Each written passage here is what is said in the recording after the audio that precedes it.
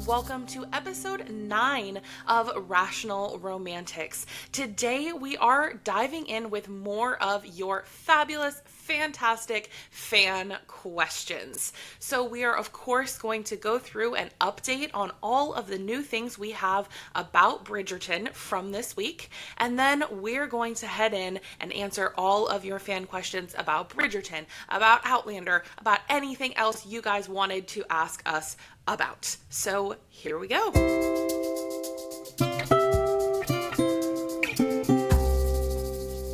Yay, I honestly got a little bit of chills when you said episode 9. Look at us, episode 9. It feels like, I don't know, like episode 10 is going to be a big milestone. Like, we're almost there. It's really fun. It really is. And honestly, to mark that occasion, I mean, we didn't plan it that way, but to mark the occasion of our 10th episode, we are starting to break down Benedict's book, An Offer from a Gentleman, which we're just so excited about.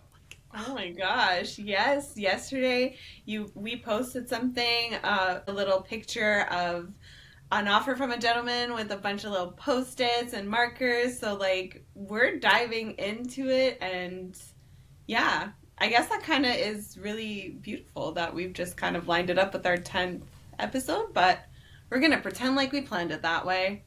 That's what happened. Exactly. Yeah, that's it. Actually, I think it was it. There's definitely an author. There's like a 10% possibility, maybe slightly higher, that it was Julia Quinn who said this. But the idea that like people will ask her if she planned things, and she'll be like, yes, I absolutely planned that, when you figure out like this connection. And I don't know, I can't remember if it's Julia Quinn or not. But anyway, I just love that concept for us too, where we're like, oh, we have discovered this great thing. We planned that all along. Thank you very much.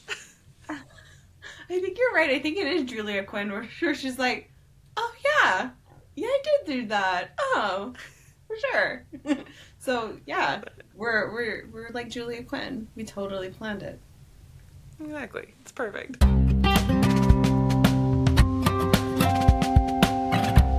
Well, diving into our Bridgerton updates, I mean, we gotta talk about Simone Ashley, because girl is giving us whiplash. Whiplash. That's like all I commented was whiplash. Like, what? What do you mean, girl? You're filming still again? Reshooting? Like, what are you doing? But all we know is that she is back on set very soon, and that's really exciting because we're in block 4, assuming we're nearing the end of block 4, and she said that she's gonna be back, so I assume she will be. Yeah, and it's really interesting, and obviously just drove so much speculation, because she had said she was wrapped on the Dish podcast. And we all went, okay, sure, okay, wrapped. We did a whole segment about it on this very podcast just a couple weeks ago. And then to hear from her that she's back, it definitely makes me wonder. And I feel like maybe sometimes so I know how much I as a teacher misspeak in a day when I'm being asked to speak a lot. So it makes me wonder if when she said wrapped, what she meant was that she had finished that segment of filming and she wasn't wrapped on the season necessarily, because then she says, I've been in and out, in and out. So I'm wondering if that then meant I'm coming back at some point, but I'm wrapped for right now. I don't know. But we definitely took that and ran with it. Or maybe they've changed the schedule. Maybe it's reshoots.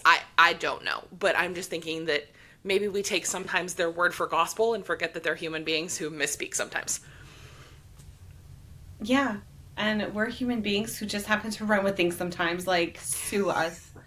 But, yeah, somebody did make a comment, or somebody DM'd me and said, maybe she was just done block 3, and I was like, yeah, that thought never occurred to me, but maybe. So, yeah, I mean, we're in this, like, space with Bridgerton, just trying to speculate and grab onto any little bit of information. So her saying she wrapped in March may have just meant for the month of March, and now we're April, and now she's back. So the more that we have her on set, the better, in my opinion. I'm sure in yours too. So I think this is great news. But you had a even bigger theory with this, and it left me a little breathless because I don't know if I'm ready for what she may be back on set for. Yeah, well, speaking of running with things that have very little evidence to them, but it's fine, my thoughts was with her being back for Block 4, I mean, what are Kate and Anthony going to be back for if not the Benefi wedding? So, especially considering that if you look at the books, Benedict and Sophie spend a ton of time in the country. That's like where they make their home. So, it would not at all surprise me to see them getting married at Aubrey Hall, it being hosted by the Viscount and Viscountess, and have their wedding in the country because we saw behind the scenes shots of the Bridgerton crew sitting on the staircase that matches the one where they filmed the interior at Aubrey Hall. So, it all just kind of seems to come together to me that this would be where the family's at to be filming this. So I like it. I love it. I'm obsessed with it. Because, yeah, why not? They're in the country. That is where they settle.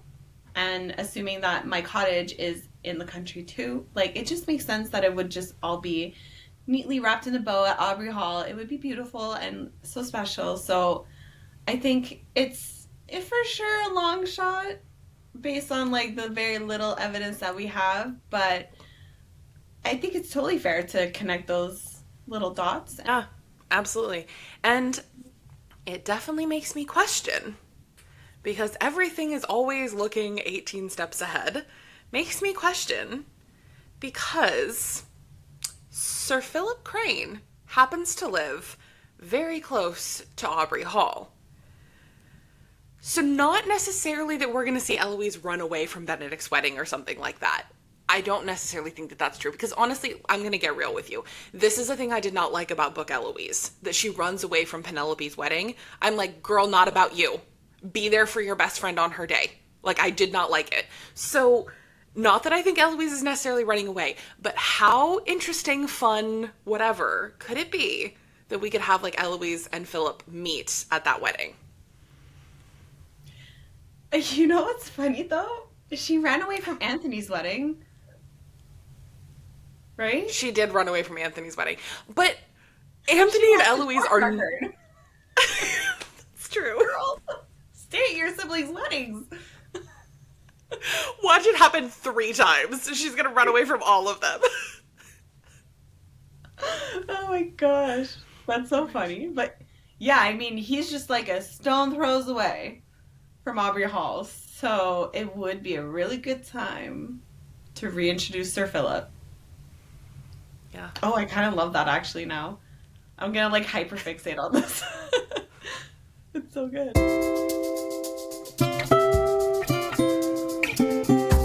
Well, as we continue to dive into the tiny little clues, another person that we have seen possibly back on set, or, you know, some indication that they're coming back, is we have seen Colin's carriage. So the blue and Bridgerton-y together crest that he has, all the things, that's Colin's carriage. And it was on set. Which is interesting, because he's now the father of Lord Featherington. So does he still drive a Bridgerton carriage, or does he drive a Featherington carriage? Which is weird. What?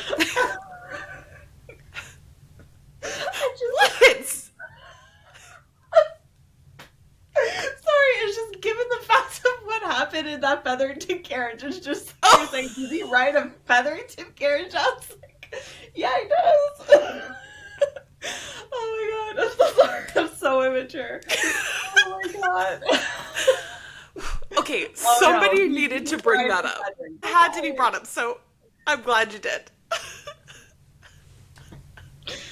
Whoa, I'm tired. Okay, so with that said, we clearly know that Colin is now driving the Featherington carriages sheerly from the memories that he wants to hold on to of that. Correct. He has made his mark on that carriage. He is not giving it away. So, so why, pray tell, is the Bridgerton Gull and Bridgerton's carriage at on set? Why do you think it's there? Well, my theory, because I love to theorize, my theory is that it could be bringing Gregory Bridgerton back from school.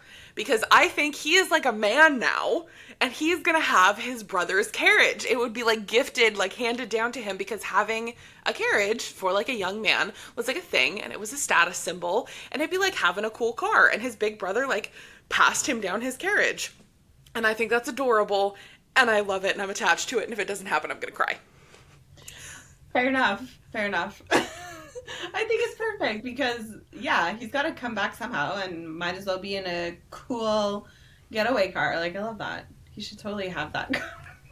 Well, and one thought that I had too, with if we don't see Gregory for a chunk of this season, and he comes back with a new carriage back from school, especially if there might be some kind of time jump somewhere in this storyline, could we see a different actor playing him, maybe even playing Hyacinth?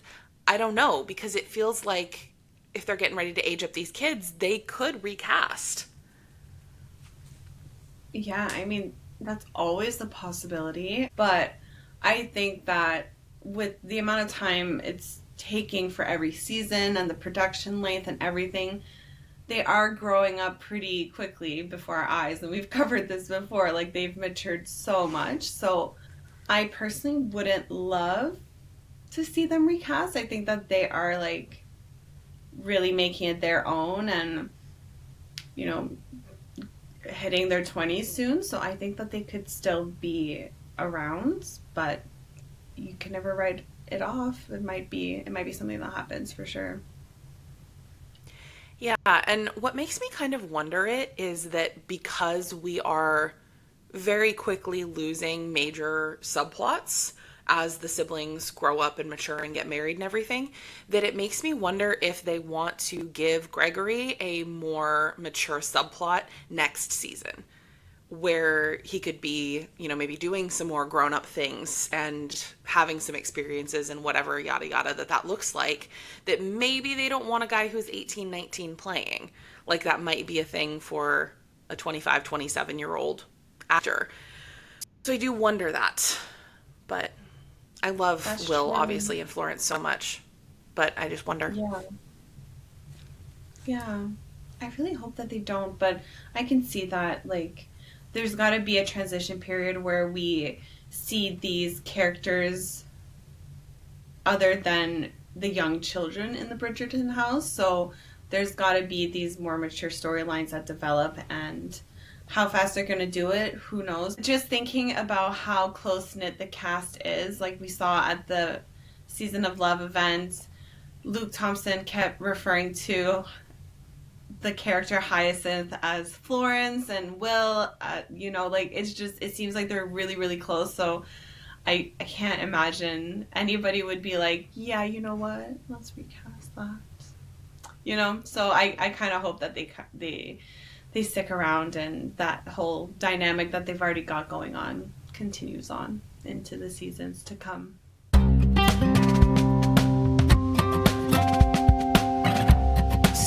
Today, the day that we are recording, is actually National Sibling Day. So it seems like a great idea to talk about, honestly, I'm going to say best, maybe closest, I don't know if we want to quite say best, but pair of siblings in the Bridgerton household. So we got to talk a little bit more about Benedict and Eloise, because we saw swings up at Ranger House, that's Bridgerton House. So we're expecting some kind of swing conversation. I mean, it wouldn't be a season of Bridgerton without that for these two.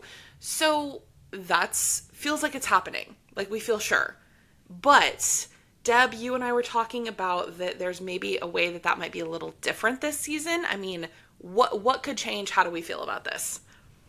So I've been seeing a lot of things floating around that people are actually convinced, as much as we are, that Benedict and Eloise will be there. So people are convinced that it'll just be Eloise. That they feel like Benedict being married and finding Sophie is going to leave Eloise alone at the swings and be like a catalyst that'll lead her into her next season to find love. And I just wholeheartedly disagree. Like, I don't think that that's what it's going to be at all. I cannot foresee Benedict ever standing her up in a moment of need. Not that people are saying that he would do that, to be fair. I can't see why he would do that. And B, like, I don't think that Eloise going into her season is going to be like, I'm ready to find love. Like, I just think I think there's going to be way more to her storyline than her just deciding, okay, now I'm going to get married. How's that going to look for me? I don't think that that's how we're going to jump into her storyline. So, I don't know. There's a lot of things about Eloise being alone on those swings that make me sad and make me really doubt that that's ever going to happen. Yeah. Viscerally, I respond very poorly. Like, I'm like, I hate that. That makes me upset. That makes me angry. It makes me angry with Benedict. It makes me angry with the writers. It makes me a little angry with anybody who would dare suggest it. But I do get where that idea is coming from. And I think for me, like, I thought about, like, okay, what would be the construction where a scene like this could work? And my thought is this. If we have a big scene like in episode 7 or 8 where we have a big Benedict and Eloise scene, they're there to support each other. It's very clear that they're there for each other no matter what. But then after he gets married, Eloise, not necessarily thinking she's going to find Benedict out there, just she goes out to the swings to think about how she's in a very different position than her siblings. I could see that, where maybe she sits down on the swings, you know, being by herself and is kind of reflecting on what that means for her future, being somebody when all of her siblings are going off and getting married. I could see that. I don't know that I would hate that, but it does make me wonder what would be her headspace going into her own season. So. Yeah, and like, I could see that too. I could see that. But it's a fan favorite moment. Every season we look forward to it. At this point, it's just become a ritual for those two. So I think that symbolically it feels wrong for them to have a scene of her alone if it's not to make it seem like she's ready to find love and to be like her siblings. Like, I just don't like a negative headspace for that, like, sacred space, if that makes sense. Like, I feel like it's such a beautiful scene of those two. They always find some sort of clarity together. So I don't want to see Eloise in that space having it add to confusion. Like, it's supposed to make her feel better, and I just don't want to ruin that space for her. So I could see why they would do it, but I would be disappointed if they did. Well, guys, now it is time for us to hear from you. We opened up a question box in our stories on rationalromantics.pod on Instagram. Go follow us if you haven't already. We opened up a question box on the 1st of April. We're going to be doing that on the 1st of every month because we want to know what you guys want to know. So we answered a few fan questions last week, and it was super fun. So we cannot wait to dive in with some more this week. So this question is from @JMB1119 and asking this: predictions on Hyacinth. Will she join the masquerade? What type of escapades will we be seeing? What will Hyacinth and Eloise be up to? Could Hyacinth debut in season 5? Just all of the stuff about Hyacinth. Where are we at with her? Whoa. Well, I think it's so exciting to note that Eloise and her are going to be closer in terms of their storyline this season, in season 4. So I'm excited to see somebody like Hyacinth, who's just so gung-ho about, like, I want to debut, I want the biggest feather. Like, I would love to see that in contrast with Eloise. So I think at the very least it's going to be really fun to see that. But what a good question about the masquerade. Is she going to be there? I don't know. Is she going to sneak in? I don't know. That'd be fun. But I feel like there's just way too much excitement around her mother hosting a masquerade ball that you cannot not let her go. So I think that could be a cool little surprise to see her there.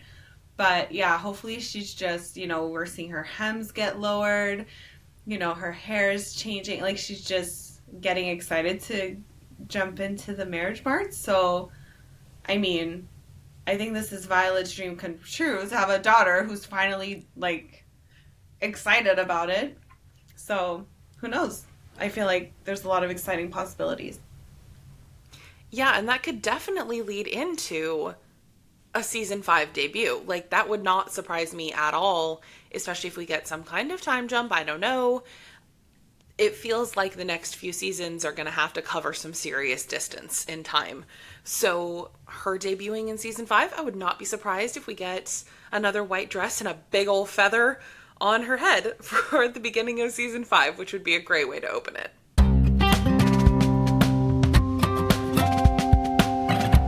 So at Anna Graham asked, any actresses you would like to see play Lucy and Hermione from Gregory's story? I think I would go Imogen Waterhouse, who is she's on the Buccaneers, the sister, not Nan, but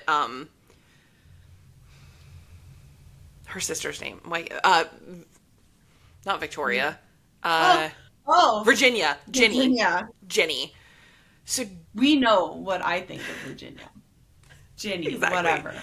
So Ginny for Hermione would be so Imogen Waterhouse would be my Hermione pull. Okay. And then I struggle so hard. Okay, so for Lucy, I did think of, I'm so sorry if I butchered this name, but it's Aluli Cravalho, the girl that was the voice of Moana.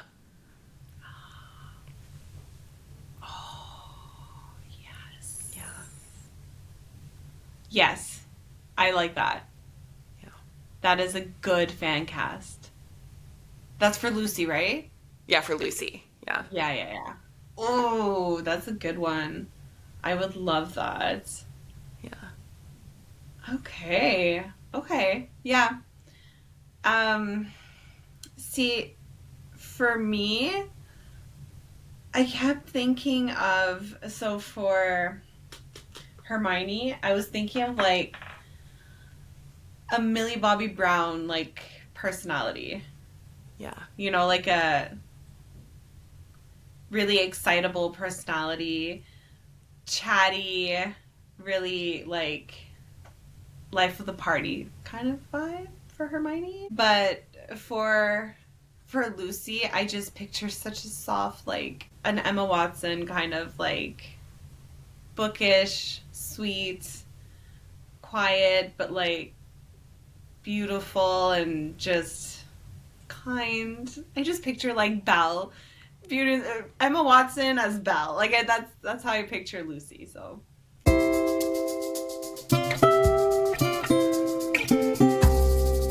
So at MPG 1908 asked, what do you think the next Bridgerton story spinoff will be?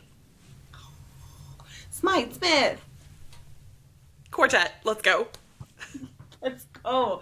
Oh, I love the Smiths. I love it, and it has to be them, because they dropped an Easter egg in Queen Charlotte for the Smiths. They're there. They exist. Let's go. I would love that.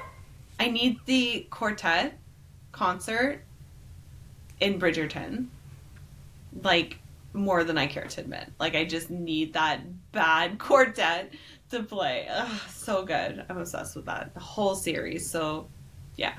Easy answer. Agreed. 100%. And there's lots that would be great, but number one, Smiths, for sure. Mm-hmm. And it can be 4 seasons. So let's, get a longer running Bridgerton story, not just a limited series. Yeah. Although I would like to shout out, honorable mention, I would love to see Poppy, the other Miss Bridgerton storyline, so bad. So obsessed with that one. Give me some Andrew, please. Love me some pirates. Love a pirate. Love a pirate. I feel like I am eternally chasing the high of them locked in the bedroom together, and when he has to, like, take a minute to himself after they do some things because he's like, I need to not get you pregnant, and she's like, phew.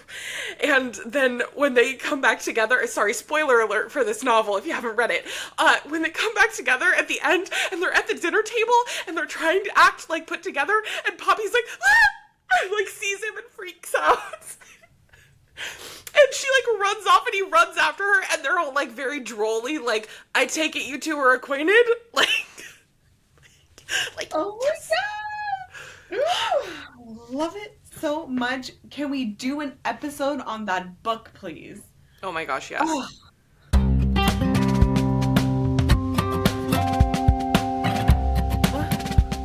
Next one, we have from @JojoBlessed365.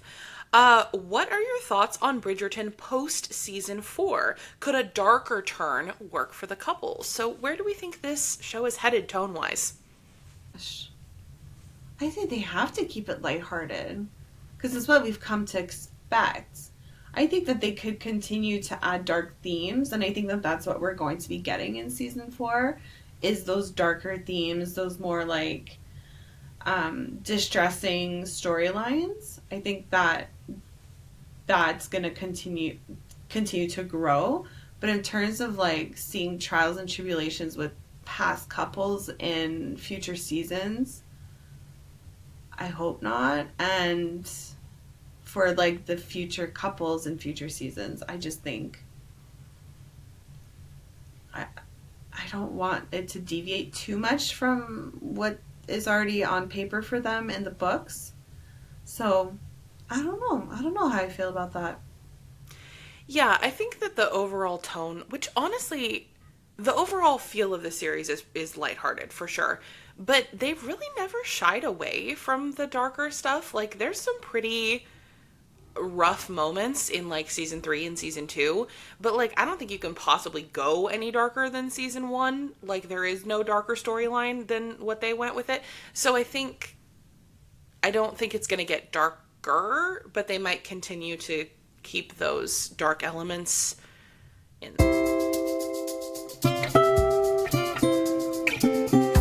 So at Attitude of Gratitude 100 asked, do you think they will try to expedite Bridgerton seasons after Eloise's series? 2 years is so long to wait. So do we think they can speed up this process?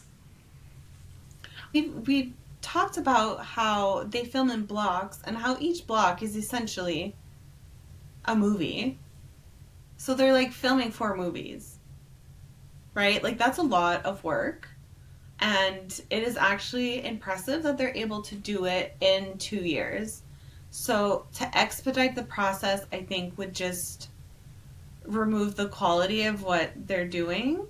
And I don't think I can't see Shondaland and Netflix ever putting out something that isn't up to par with the other seasons we've gotten.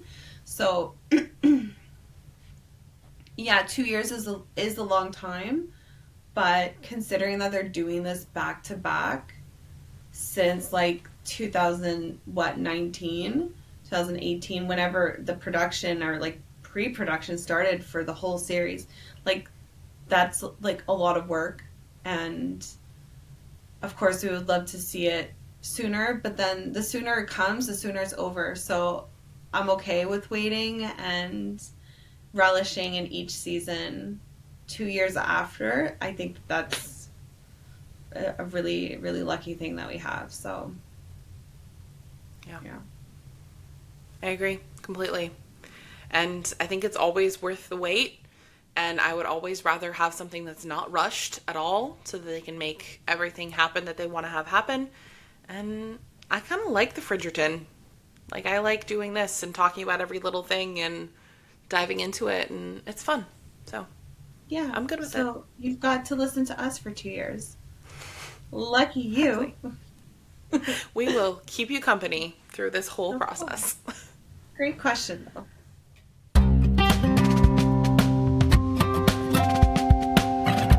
So, at LadyHawk24 asked, do you think there will be 8 seasons of Bridgerton, or will they cut it off a tad early, or combine some stories? What do we think is coming? Oh, that's a good question. I would love to think that they're going to do 8 seasons. The way that they have expanded all the characters throughout each season proves that they can create multiple compelling storylines that intertwine. So I don't see why they would have the need to combine some seasons. So yeah, I would say 8 at least. Yeah, it seems like they have every intention of doing all 8 seasons. Like, Shonda Land has said that, Shonda herself has said that, Jess, everybody, very clear that 8 seasons is the full plan. I certainly hope that. I hope that we will continue to have really good ratings and that Netflix will continue to renew and everything. I feel like we are almost 100% guaranteed through 6. I don't see any way it ends before season 6. I just don't. Just with the ratings and how good it's been, I don't think it's going to have that steep of a drop off in any way, shape, or form at that point. Definitely hoping for 8. I also, as much as I love Gregory and Hyacinth's story, I would rather just not have them than try and cram them into like seasons 5 and 6 and try to shove stuff together, because I just think that the stories with such room to breathe and such character development and nothing feeling cramped is just the way to tell the story. And so, I mean, if we have to miss something, I would rather have 2 stories fully and well told than try to cram 4 stories together and make it cramped and awkward.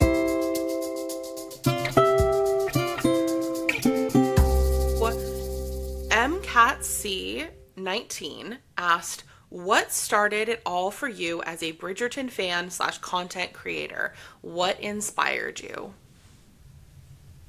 I'm going to let you take this one first. Okay. So I was a day one Bridgerton fan. This is like a great claim for me that I love so much that I sat down with my mother. We were having a Christmas that was just us. We didn't wrap presents. We put them in bags and gave them to each other. It was so nice because we were like, this is a no stress Christmas. We did it with mimosas and my puppies. And we're like, this is Christmas. And we're flipping through the TV and Netflix is like, hey, watch Bridgerton. And we're like, what is this? This looks right up our alley. And we watched 8 episodes in, if it wasn't one day, it was 2. We just blew through it.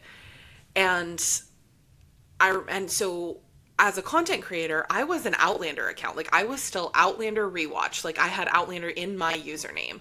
And so when I started posting about Bridgerton, it was kind of a bump, like, that I had to work through. And I had always, like, I knew that I probably wanted to start talking about things more than just Outlander because my creativity needed multiple outlets. And I didn't really know how to do that. I was, like, super scared because it was a big shift. But Bridgerton made it so natural because I had so much to say and I enjoyed it so much and was so invested in the story and the world. I mean, I read all the books somewhere around, like, I don't know, March of that year, of like right after season 1 came out.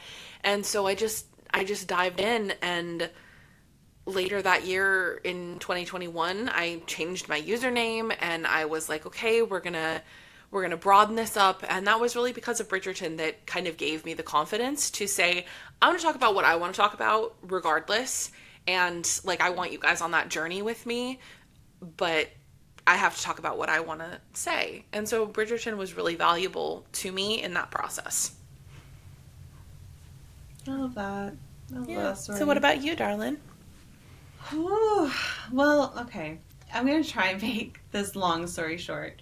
I was a day one. Well, okay, I'll say a +1. A day one +1 because it was That Boxing Day. counts. That's day one. Yes. So for me, it was Boxing Day 2020. And just to set the stage, I had a newborn. So my second baby, um, who was a pandemic baby, but not a planned pandemic. Like having him in a pandemic was not planned. So I didn't sign up for any of like that experience of like being pregnant throughout a lockdown. So I struggled immensely, immensely in my pregnancy. I was alone. I was working from home with a toddler, pregnant, in so much like agony. Like it was awful. So when I finally had my son, I tried to take care of myself the most that I could. And I love Christmas. So Christmas, even though it was like dramatic, it was COVID, it was like there's a lot awful about that Christmas. It was like we were trying to make the best of it. And I remember like my older son was in bed and I was just like on the floor with my new baby, and I was like, hey, let's put something on the TV. I need to distract myself. And just before I put him to bed, I started the show and said, you should watch Bridgerton. And what struck me was like, Shondaland? This is Shondaland? And I was like, okay, I'll watch this. And I remember getting through the first episode, and at the very end when the song We Could Form an Attachment is playing, and then there's fireworks, and then it's like the whole, I remember as soon as it went to black, I turned to my husband. I was like, well, that's right up my alley. I was like, it like hit me because I was such a Downton Abbey fan. And then when I saw like the modern take on it, I was like, what? Where has this been? And it's just everything like shifted in my head. I was like, this is what I'm watching, and I will never stop watching it. So I watched it on repeat throughout like the first few months of like being in postpartum, and it like brought me out of like the fog, and it was so exciting to have this show. And then basically I got pregnant again. You're getting pregnant. And when I was pregnant with my daughter, season 2 came out. And then I was like, oh, here we go, here we go. So it came out, and then like 2 months later, I had my daughter. So I was again in the postpartum phase with my daughter and 2 toddlers at that point. And I was like, how can I distract myself? Where's my escape? And it was Bridgerton. It was Bridgerton during the day, and it was audiobook Bridgerton during the night. So that's when I started all of the books. And then I just went through all the books. First, it was Romancing Mr. Bridgerton because we had just found out that it was going to be Penelope and Colin next, and I was like, oh, I need to know how this is gonna go. So I just dove into it, and I was like the prequels and all the books. I was just listening to it in the middle of the night. I was just immersed in it, and yeah, it brought me back to life a little bit both times that I had like a newborn baby. So that's how I got into Bridgerton. And in terms of being a content creator, well, that was a little bit of a slower crawl. Just getting more and more, trying to be confident to be that content creator. It took a little bit of a segue to kind of like dive into my online shop being Bridgerton inspired. And then I was like seeking out some content creators like yourself, like Cass, who was so graciously accepted to promote my products. I kind of was hiding behind the people who were already doing the content creation work, but I was like, oh, I could do this. So I just like let myself do it, and now it's what I do. And yeah, that's how I got here. That's the long and short of it. That's amazing. And honestly, I'm so proud of you. And obviously follower counts is not the thing, and like whatever and whatever, like, but I'm so proud of you. You've been absolutely killing it, and to be going up like you're going up in an off year from your main content, I'm so proud of you, and you're killing it. And 10K is such a huge milestone, and you're breathing down its neck. So Yeah, I'm like 400 away. So it's exciting. Yeah, That's amazing. it's exciting. And it's honestly, it's been such an honor to have people say, like, they'll be like, you, Cass, and Ainsley, you're the three. And I'm like, oh my gosh, I can't believe I'm like in such amazing company. So, and I wouldn't be here if it wasn't for both of you, you know, opening, among others, opening that DM, taking me out of requests, and being like, yeah, you can send me some stuff. I'm like, ah. And the rest is history.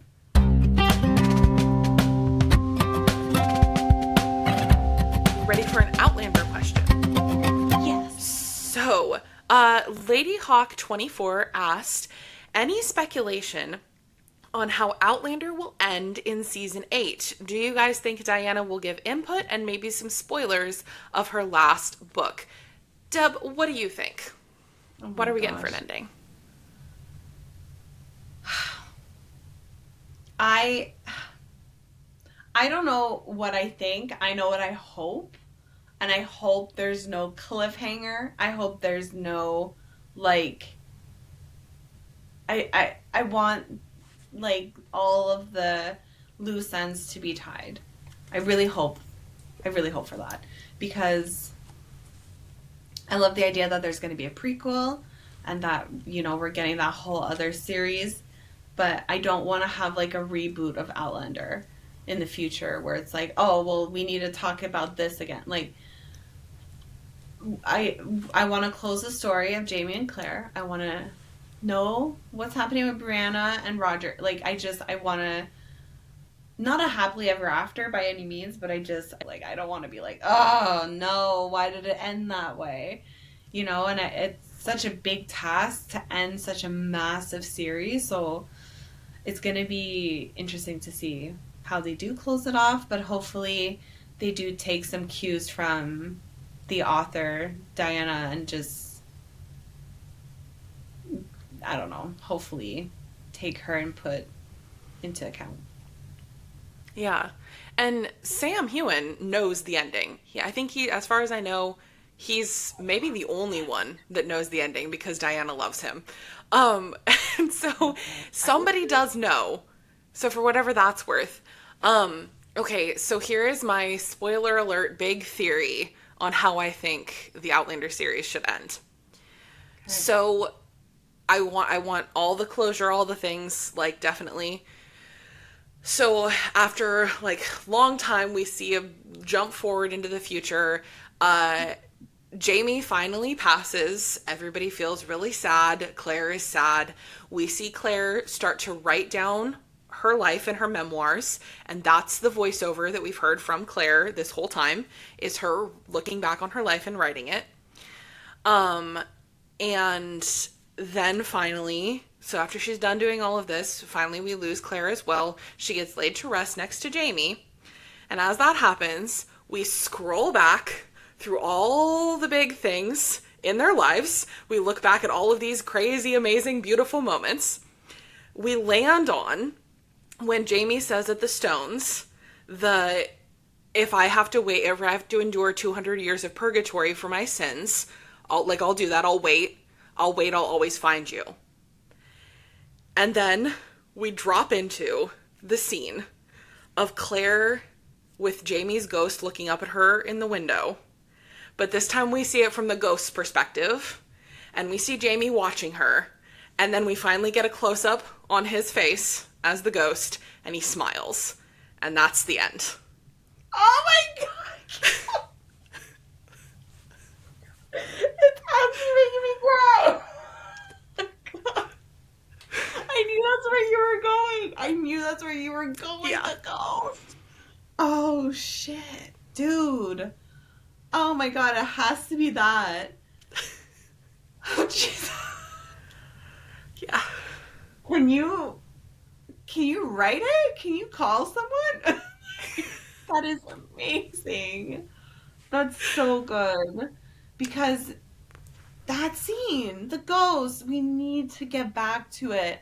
You're so right. Oh my god. Oh my god.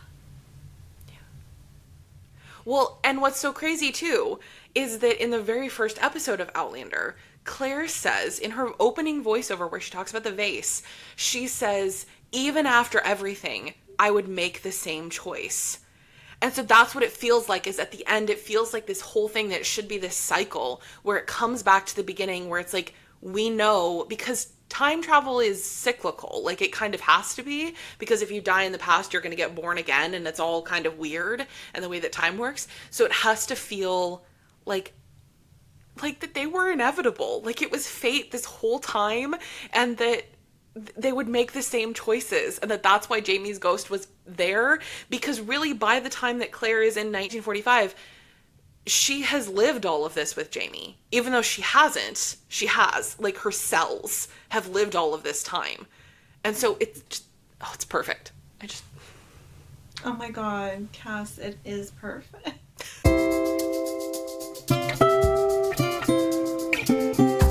Okay, so at Lena Rakajek asked your predictions on when season 4 is coming out. And we have talked about this a lot, but I'd like to talk about it again. Why not? Why not? Oh, God. 2026. Mm-hmm. 2026 is, I think, the correct answer. But specifically,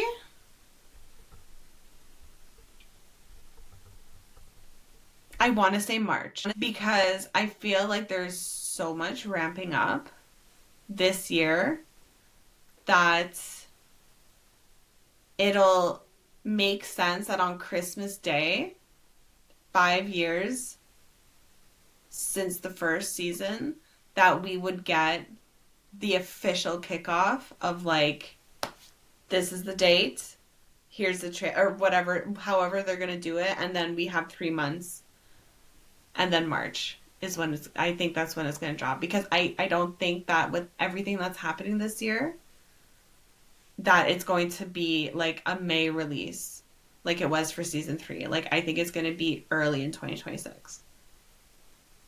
Yeah. No, I think that's very fair. I think it's gonna be February. I'm liking February, because we had what really just feels like the Benefi Valentine's Day event this year. And so I'm wondering if maybe it's like we get the trailer on Christmas, and it's, a month and a half out from when we finally get a season 4 drop. I think that's definitely possible, which makes me nervous, because predicting that early means we might get disappointed, but I don't know, it just feels really possible, and I'm really optimistic.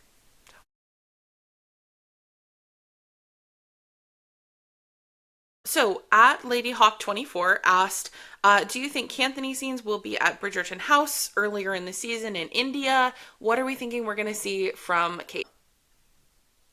I think if we had more of Kate and Anthony, I would think, yeah, it would be cool to see them in India. I don't think we're going to get that, just because of how astronomically, insanely busy Simone Ashley, but especially Jonathan Bailey, has been. I just think that they're not going to be a whole lot of scenes. I think we'll mostly get them at Bridgerton House with the family, interacting with a few of their siblings, those things. I will say, part of my Delulu brain will always hold out for a Kate and Antony India spinoff. And I was anti Kate and Antony spinoff, because I was like, I'm not seeing any reason for it, until they went off to India. And then I was like, now there's a thing. Now I can see what the plot line would be and how that could work. And by the way, Simone Ashley also wants a Kate and Antony spinoff. So that is one person who is on board. And I mean, Jonathan Bailey is such a major rising star. I think the way you can kind of sweeten the pot for him a little bit to keep him in the Bridgerton world is to let him be another lead. Like, I'm up for that. So I would love a spinoff of them in India. Yeah, I would love it too. Like, it would be so, so cool to see. But yeah, I agree with you that I think that most of their scenes will be at Bridgerton House, or apparently, potentially, Aubrey Hall. But yeah, in the setting of like families together, talking about the latest gossip with the fam, like, yeah, I think that that's the best kind of, if you're not going to be like a huge storyline, which I don't think that they will be, they might as well be like among the existing ones. So yeah, I think we're going to see them in really like wholesome settings, and I can't even, like, I'm so excited just thinking about it. But yeah, I think, yeah, we're going to see them at the beginning for sure. They're going to be part of like the where are they now kind of recap situation of episode 1. And I'm just really hoping they're at the masquerade ball. I would really love that. I hope so. Yeah, that would be very fun. My inclination is probably not, but I would die. That would be so cool to see them at the masquerade. Oh.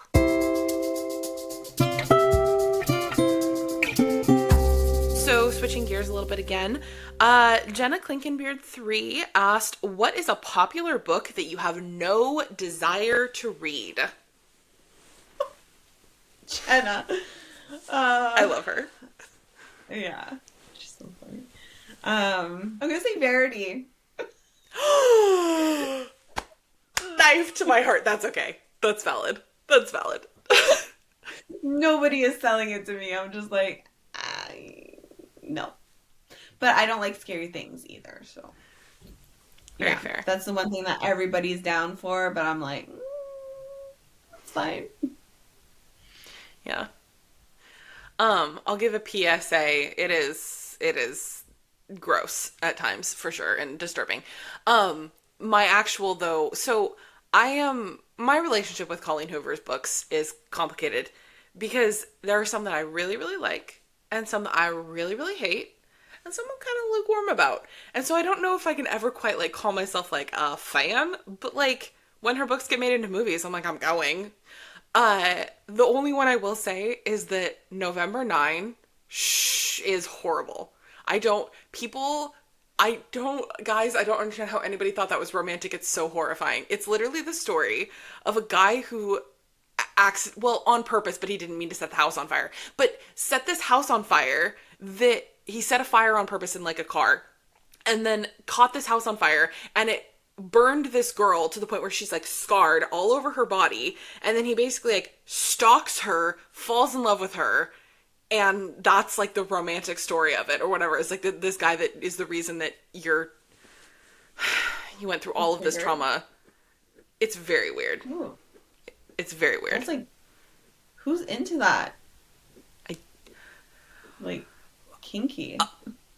Well, a bunch of my teenagers read it. Like, students. And they're like, oh my god, this is so romantic. I was like, no. It's bad. Yeah. Check yourself. Yeah. So it's not good. So okay. Well, I won't be reading that either. No. But which book are you like, nah, I'm not reading that? Okay, so I'm going to cite one that I tried to read, but I knew I wasn't going to like. So I love Tessa Bailey. Tessa Bailey is fabulous. She writes dirty talk like no other. She's a queen. She's amazing. Love her. Occasionally I will have a book or two of hers that I hate viscerally with like deep everything in me. She has a new one that just came out that's called Dream Girl Drama. And the central conflict is that these two people who meet at this country club and they have all of this chemistry and they're super excited and they're like, okay, we both have this prior engagement to go to, so we're going to go run and do that, but then we're going to meet back up, we're going to, fall in love and have each other's babies, and it's fine. They're like super into each other. And then it turns out that they're both showing up to the same event because their parents are getting married. And that's the whole conflict of the book, though, which is the thing, okay. All right, maybe I'm going to get shit for this, of saying this publicly, of whatever. I do not understand why adult people who meet each other as adults, why it makes a single iota of difference if your parents are dating or married, if you fall in love with each other. You didn't grow up in the same house, I don't understand why it's any different that's the way you met each other than anything else. Like, it does, I don't understand why that's an issue. To the point where in this book, like, he's gonna lose his spot as the captain of his hockey team because they're like, you're dating your stepsister, and she's gonna lose her like scholarship or her mentor or whatever to like she plays the cello or something, and she's gonna like lose her mentor because her mentor's like, I don't want to mentor you because you're dating your stepbrother. What? No one cares. No one cares that much. I don't this is not a real conflict. I just don't. Yeah. I just don't understand. So I got frustrated. Yeah. I mean, yeah. You have to at least agree with what the conflict is and be like, oh yeah, that sucks. Like, I'm gonna keep reading. But like, if it's something like super trivial and silly like that, it's like, I'm not gonna finish this. Yeah. That's weird. And it's like dramatized. It's like, that would never, like, if you can't believe that would actually happen in the real world, like, what year is it? And like, no, that's not a thing. You guys don't share blood. Like, it's not the same thing. Like, right. When you don't even share parents, like, from growing up. Like, it would be one thing I would understand the weirdness if it's like they got married and they're, I don't know, 15. Even if you're teenagers and your parents get married and you've lived in the same house, I will give you that's a little weird. Like, fine. Okay, sure. But that's not, I was like, you're 27 and 24 or something like that. Like, how is this? I don't know. So it bugged me. So that one. Okay. Well, we're not reading that either. Okay. Oh my gosh. Great question, though.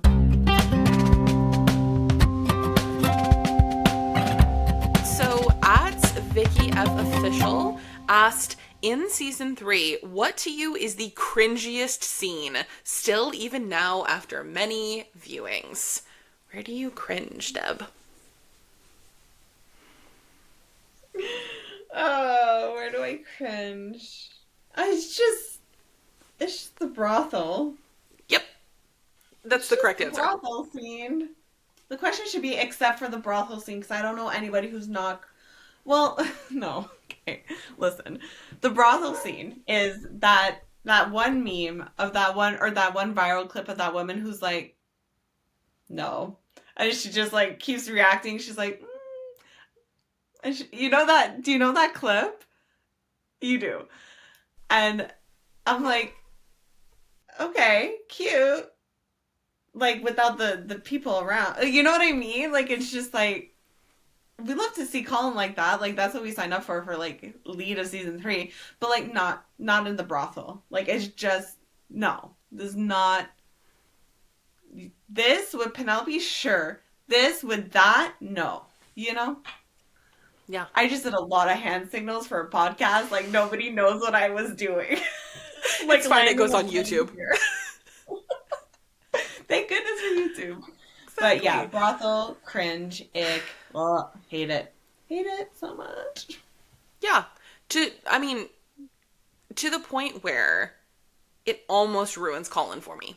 Like, I had a hard time in the first part of season 3 of even liking him still. Because I felt like they took this character that I loved so much and, like, took away everything that made him interesting and special. And that was really, really hard because it's like, oh, what was good and unique and everything about Colin was that he respected women, was that he didn't want to be a rake, that he wanted love and not just lust. And, like, not that it's morally wrong or whatever, like, I'm not on that about him behaving. I mean, he can behave however he wants. But from a character standpoint, like, I hated to see him sacrificed to this idea that everybody has to be a rake. And it broke my heart. It made me sad, and I didn't like it. And I felt like we could have had a version of Colin that's lost without giving up what makes him such, like, a Pookie Bear special little baby boy. Like, he can still be sweet and lovely and respectful of women and understanding their full autonomy and everything without... Yeah. Anyway. Yeah. And it's hard, too, because they were reshoots, and they went back and they added that. And you're like, if you just, like, watch it, like, without that, Colin's, like, confusion when, like, he's, like, getting drunk that night with the boys and him being like, what why can't we just like fall in love, essentially, like paraphrasing obviously, but like just if we don't even have those brothel scenes, like I feel like it would have been so sweet and endearing in him just like true to his character of like wanting more than just physical and these stories and I just Yeah. why did him growing up mean that he had to go to brothels? And like he snapped at Anthony in season one when he's like, maybe I didn't take you to enough, didn't, get you out there. And he was like, no, like, stop. Like, he was insulted by that. But now, like, why did we have to write him as like somebody who is experienced now because he's been there? Like, it's just, I didn't need it. I really didn't. And we talked about that in length before the season came out. Oh, yeah. It happened, so. Yeah. Well, and I think it's so hard to, because it feels like it came out of not trusting the audience, that they thought that we needed a rake to find him sexy. And I think that that's so unfortunate and so wrong. And I was very frustrated. And I will also die on the hill that all of Colin's behavior makes 100% more sense if he's a virgin. Like, his decisions, his reactions, his everything, his vulnerability makes 100% more sense if this is his first time too. It just does. Like, his reactions, his sense of betrayal, every piece of that makes so much more sense. Oh my God, so much more sense because so many people went off on Colin in part two, being like, "You're so like rude, you're so mean, like get over yourself." That imagine, think of it if he's a virgin, and that was his first time. Yeah, there would be so much more empathy for Colin if he was painted as he should have been, which was a virgin. Oh, Colin. He's my favorite. I love him so much. He's my favorite. So to see, his integrity drag through the mud, I was like, no, why? Why? Just because of that, just because of the brothel. Like, it made me so mad. He's a virgin in my heart. Yeah. We just pretend like it doesn't exist. I don't care. It's fine. Yeah, that's not. At UCAMS82 asked, in what ways do you think they'll progress Eloise's storyline this season? What do we think is coming for our girl Elle? Well, I think she's going to be happy to have seen a little bit more of the world from being in Scotland. I think she is going to come back with a lot more like ease in the fact that now she's got her best friend who's married and is a mom, and she's just not going to be like, why is this what you want? And more like, I love this for you. I feel like she's just going to be like, I had my experiences, which is different from yours, and that's okay. And I think that she's just going to find some peace there. But I hope that she gets her own experiences with because you mentioned it in one of the episodes, saying like maybe she's gonna have a little flirty fun and have some experience before she gets married. So would love that too.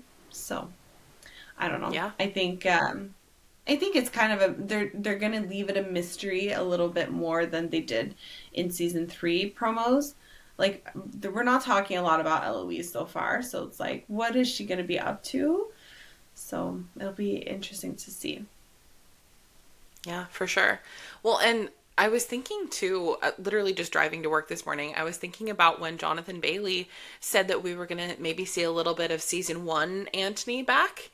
And I feel like everybody went like, or not everybody maybe, but some people went like terror of like, people are traumatized. I don't know what happened in TV history that somebody that they love cheated on somebody, but people are terrified that somebody's going to cheat, like Antony's going to cheat or something, which I feel like, can I just say as a guarantee, that's not happening. That's not, there's no way that's happening. Not even a chance. 0%. No. Let us reassure you. It's not happening. But as I was thinking about him saying, like, oh, season 1 Antony, I'm like, well, really what season 1 Antony was overprotective of a sister who has the attention of men. And so I'm like, what if Antony is going to be overprotective older brother, but this time for Eloise, and she gets to be like, back off, dude, I'm having my life, I'm having my experiences. Yes. I love that.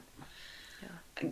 I mean, that is the main thing in season 1, is that he is like controlling Daphne's fate, her options, and he is being like, he's trying to match her, right? So yeah, I would love to see Anthony play a role in that for Eloise. Mm-hmm. And yeah.